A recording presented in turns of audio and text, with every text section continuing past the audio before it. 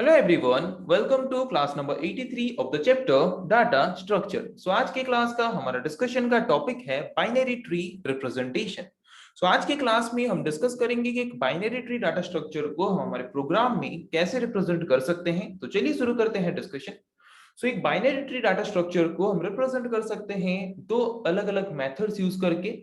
क्या है वो दो अलग अलग methods? First method is array representation method, second method is linked list representation method. जैसे कि हम स्टैक क्यू डाटा स्ट्रक्चर को array data structure as well as linked list data structure use करके रिप्रेजेंट कर पाते थे, वैसे ही हम बाइनरी ट्री डाटा स्ट्रक्चर को भी array as well as linked list data structure use करके क्या कर सकते हैं? इजीली रिप्रेजेंट कर सकते हैं।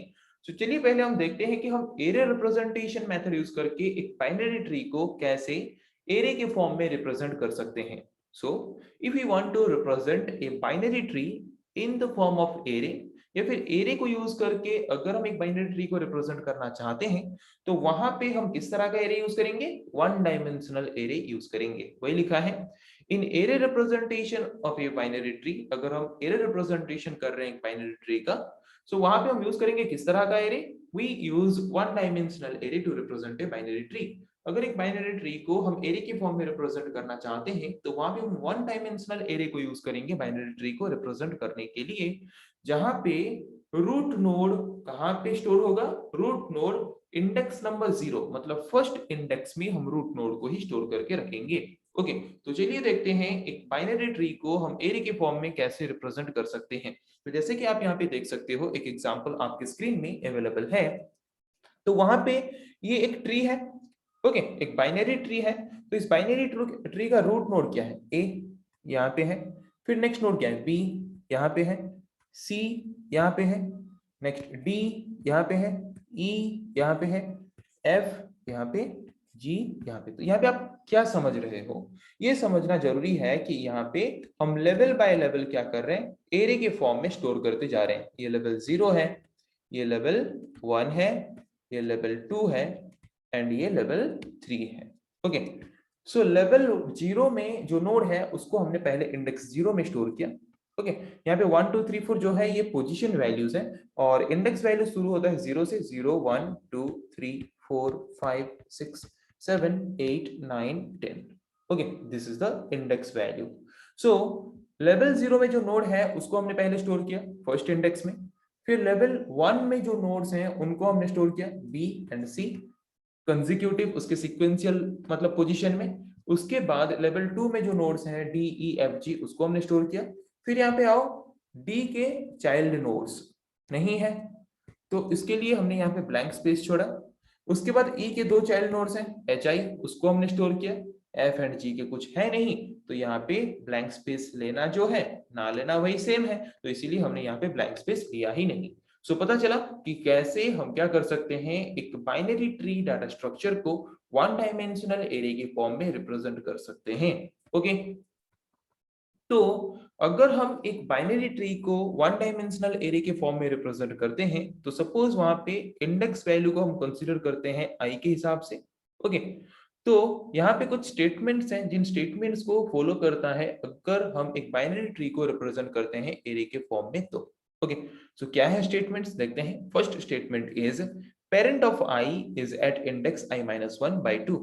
सो पेरेंट ऑफ आई मतलब आई इंडेक्स नंबर में, आई इंडेक्स वैल्यू में जो नोड है उसका पेरेंट नोड किस पोजीशन में होगा? i minus 1/2।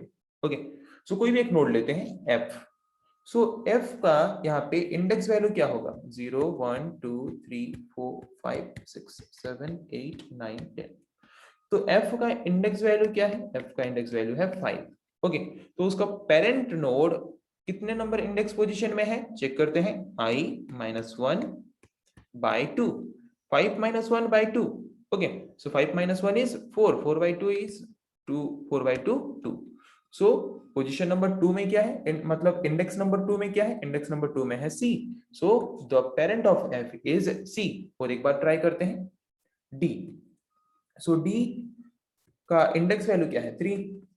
ओके, तो इसका पेरेंट नोड किस पोजीशन में होगा? 3 minus 1/2, 2/2 1। सो इंडेक्स नंबर 1 में क्या है? देखो b। सो b का पेरेंट नोड क्या है? b। पता चला, मतलब फर्स्ट स्टेटमेंट यहाँ पे ट्रू हो रहा है हर सिचुएशन में, हर कंडीशन में। फिर आते हैं सेकंड स्टेटमेंट के पास। सेकंड स्टेटमेंट क्या लिखा है, left child of I is at index 2i+1। Okay, left child of I, I index value में मतलब कोई भी एक आई इंडेक्स वैल्यू ले लो, जैसे कि ई लेते हैं। ओके, जिसका इंडेक्स वैल्यू क्या है, ई का इंडेक्स वैल्यू है 4। तो इसका लेफ्ट चाइल्ड किस पोजीशन में है कैसे पता चलेगा, 2i+1। सो लेफ्ट चाइल्ड कौन है, h। तो h का इंडेक्स वैल्यू क्या है, 9। तो हमारा वैल्यू यहाँ पे क्या आना चाहिए इसका, 9। तो देखते हैं 9 आएगा या नहीं। 2 × 4 + 1 इक्वल्स टू 8 + 1 इक्वल्स टू 9। और इंडेक्स नंबर 9 में क्या है, h। h क्या है, e का लेफ्ट चाइल्ड है। वही बोला था कि अगर हम यहाँ पे कोई भी एक पर्टिकुलर नोड का चाइल्ड नोड का इंडेक्स वैल्यू फाइंड करना चाहते हैं, और अगर उस पर्टिकुलर नोड का इंडेक्स वैल्यू हमें पता है, तो कैसे फाइंड कर सकते हैं, 2i+1। ओके, बट ये पॉसिबल कब होगा, अगर ये कंडीशन ट्रू होता है तो 2i+1 का वैल्यू अगर n-1 से ज्यादा है तब जाके ये पॉसिबल होगा। ओके, अगर ये कंडीशन ट्रू होता है तो ये जो कंडीशन आप यहाँ पे देख सकते हो, ये कंडीशन अगर हमने यहाँ पे ये कंडीशन अगर ट्रू होता है, इसका मतलब कोई भी लेफ्ट चाइल्ड उस पर्टिकुलर नोड का नहीं है।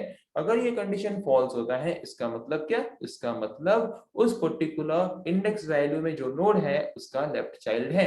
तो यहाँ पे n क्या है, n is the size of array, array का साइज। ओके, सो यहाँ पे कोई भी एक नोड लेते हैं, जैसे कि f। f का मुझे चाइल्ड नोड फाइंड करना है, तो f का तो चाइल्ड नोड है नहीं। सो f का इंडेक्स वैल्यू क्या है, f का इंडेक्स वैल्यू क्या है, 5। ओके, सो 2i+1 पहले हम कैलकुलेट करेंगे। 2 × 5+1 इक्वल्स टू क्या होगा, इक्वल्स टू 11। उसके बाद इसको चेक करेंगे, is this greater than n-1। n means the size of array, तो एरे का साइज कितना है, 11। ओके, सो यहाँ पे 11 - 1 10, so 11 is greater than 10, so condition is true. If the condition is true, then there is no any left child of that particular node. अगर ये condition false होता, इसका मतलब उस पर्टिकुलर नोड का लेफ्ट चाइल्ड होता। जैसे कि यहाँ पे ट्राई करते हैं, e का इंडेक्स वैल्यू क्या है, 4। सो 2i+1 कितना आया, 9। Okay, greater than n-1, n means the size of array, array का साइज कितना है, 11। 11 - 1 is 10, so 9 is greater than 10, condition is false. If the condition is false, then the confirmation is that we have left child of that particular node. अगर ये condition सही होता तो वहां पे हम कंफर्म होते कि इसका लेफ्ट चाइल्ड नहीं है। ओके, सो थर्ड स्टेटमेंट में आते हैं। Third statement is right child of i is at index 2i+2। Okay, कोई भी एक इंडेक्स लेते हैं, जैसे कि e का ही लेते हैं। e का वैल्यू क्या है, 4। तो उसका राइट चाइल्ड किस पोजीशन में होना चाहिए, 2i+2। 2 × 4 + 2, 4 × 2 8, 8 + 2 10। Okay, so index number 10 में क्या है, देखो इंडेक्स नंबर 10 में है i। सो i क्या है, e का राइट चाइल्ड है। ओके, राइट साइड में वो चाइल्ड है। और एक एग्जांपल लेते हैं, c। सो c का इंडेक्स वैल्यू क्या है, पहले इसको क्लियर कर देते हैं। ओके, सो c का इंडेक्स वैल्यू क्या है, c का इंडेक्स वैल्यू है 2। सो यहाँ पे इसका राइट चाइल्ड मुझे फाइंड करना है, तो 2i+2। ओके, सो 2 × 2 + 2, 2 × 2 4, 4 + 2 6। सो इंडेक्स नंबर 6 में क्या है, g। So g is the right child of c node. Okay, पता चला। तो यहाँ पे हमने देखा ये जो तीन स्टेटमेंट्स हैं, तीनों के तीनों स्टेटमेंट्स यहाँ पे सेटिस्फाई हो रहे हैं या फिर ट्रू प्रूव हो रहे हैं अगर हम एक बाइनरी ट्री को एरे के फॉर्म में रिप्रेजेंट करते हैं तो। ओके, तो क्या है तीनों स्टेटमेंट्स। फर्स्ट स्टेटमेंट ये है कि अगर इंडेक्स वैल्यू i में कोई नोड है तो उसका पेरेंट नोड किस इंडेक्स वैल्यू में है उसको कैसे फाइंड करें, i-1/2। अगर एक पर्टिकुलर नोड का इंडेक्स वैल्यू हमें पता है, उसका लेफ्ट चाइल्ड किस इंडेक्स वैल्यू में है उसको कैसे फाइंड करें, 2i+1। अगर एक नोड का इंडेक्स वैल्यू i है और उसके राइट चाइल्ड का इंडेक्स वैल्यू अगर हम फाइंड करना चाहते हैं तो कैसे फाइंड कर सकते हैं, 2i+2। ओके, सो ये तीन स्टेटमेंट्स हैं जो कि ट्रू होता है अगर हम एक बाइनरी ट्री को एरे के फॉर्म में रिप्रेजेंट प्रॉपर्ली करते हैं तो। ओके, अभी आते हैं linked list representation of binary tree. ये तो हमने देखा कि एरे के फॉर्म में एक बाइनरी ट्री को हम कैसे रिप्रेजेंट कर सकते हैं। अभी हम देखेंगे कि लिंक्ड लिस्ट के फॉर्म में हम कैसे रिप्रेजेंट कर सकते हैं एक बाइनरी ट्री को। तो जैसे कि एक बाइनरी ट्री को रिप्रेजेंट करने के लिए हम वन डायमेंशनल एरे को यूज करते थे, वैसे ही बाइनरी ट्री डाटा स्ट्रक्चर को लिंक्ड लिस्ट के फॉर्म में अगर हम रिप्रेजेंट करना चाहते हैं तो वहां पे हम डॉबली लिंक्ड लिस्ट को यूज करके क्या कर सकते हैं, बाइनरी ट्री को रिप्रेजेंट कर सकते हैं।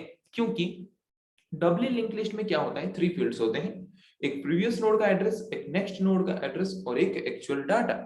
सो यहाँ पे जो हमारे बाइनरी ट्री में नोड्स हैं, हर एक नोड का मैक्सिमम कितना चाइल्ड होता है, तो ओके, मतलब एक पर्टिकुलर नोड अब मैक्सिमम 2 चाइल्ड का एड्रेस होल्ड करके रखेगा और एक एक्चुअल डाटा होल्ड करके रखेगा। तो यहाँ पे भी हमें 3 फील्ड्स की जरूरत है।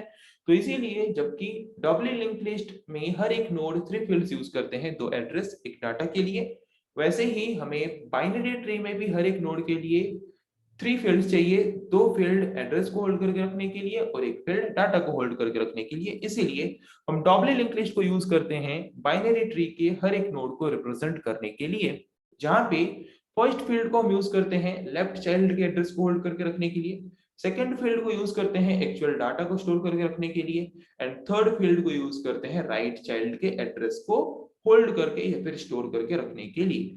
Okay, in this linked list representation A node has following structure. अगर हम एक बाइनरी ट्री के हर एक नोड को लिंक्ड लिस्ट के फॉर्म में रिप्रेजेंट करें तो वहां पे डबली लिंक्ड लिस्ट के फॉर्म में रिप्रेजेंट करेंगे।